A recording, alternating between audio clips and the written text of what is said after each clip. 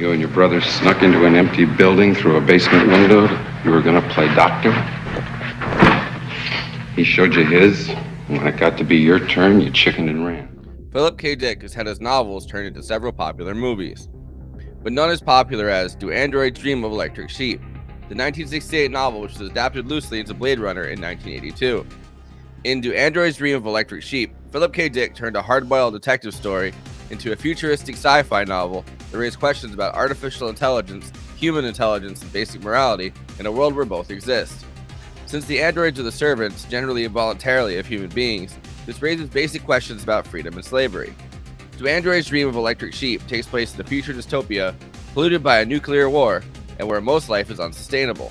This means other planets have to be colonized, and animals are increasingly rare and expensive. In fact, they're a symbol of status. The androids are manufactured on Mars, however they rebel and 6 of the new Nexus model escape to Earth. You look down and you see a tortoise, Leon. It's crawling towards Tortoise? What's that? You know what a turtle is? Of course. Same thing. Rick Deckard, a bounty hunter who works for the San Francisco Police Department, is sent to retire or kill the 6 androids hiding among the people of Earth. The novel, although far overshadowed by the future film adaptation, was one of the cornerstone texts of the new sci-fi movement, as well as what would become cyberpunk. Blade Runner, inspired by a classic Philip K. Dick novel, is a new challenge for Scott, in which he creates a unique vision of a possible future society, its technology, its people, and those who control them. A Blade Runner is a kind of slang terminology for a bounty hunter, or an official exterminator, bureaucratic exterminator. Blade Runner was directed by Ridley Scott, fresh off of directing Alien in 1979. 2 versions of the screenplay had existed by the time Ridley Scott, who had just quit Dune, got involved. The first version by Robert Jaffe, the producer Herb Jaffe's son, had turned Philip K. Dick off enough that it was scrapped. The second version by Hampton Fancher was focused more on the environmental side of the novel rather than questions of humanity, and Ridley Scott wanted that rewritten. He hired David Peoples to rewrite the script, which caused Fancher to quit, although he eventually came back to rewrite parts of Peoples' script. At this point, Philip K. Dick got concerned that he wasn't part of that process or even informed about the project. However, after reading the screenplay and seeing a special effects reel, he was satisfied. From there, casting became a bit of a mess. Dustin Hoffman was approached and then backed out of playing Deckard. Everyone from Gene Hackman to Arnold to Peter Falk to Clint Eastwood were considered. However, after seeing Raiders of the Lost Ark and Star Wars, Ridley Scott decided to cast Harrison Ford. There was a bit of contest between Ridley and I over whether or not Deckard, the character I played, was a replicant or not, and Ridley preserved his options, and he did at the end indicate with one little bit of origami that Deckard may in fact be a replicant. For myself, I felt that it was important for the audience to have a human representation on screen that they could identify with. They would end up tangling as production got underway, including over the impromptu voiceover narrations. Rutger Hauer was cast as the lead android Roy Batty because of his collaborations with Verhoeven. Cover your right eye, please. E. O. D. Your other eye, please. E.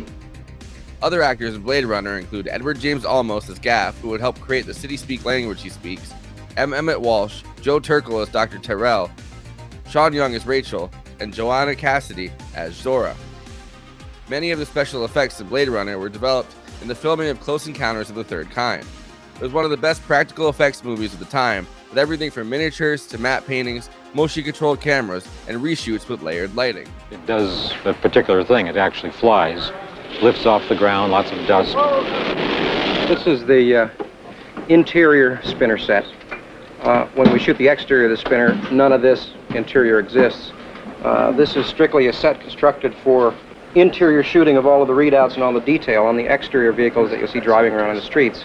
None of this detail of interior is here.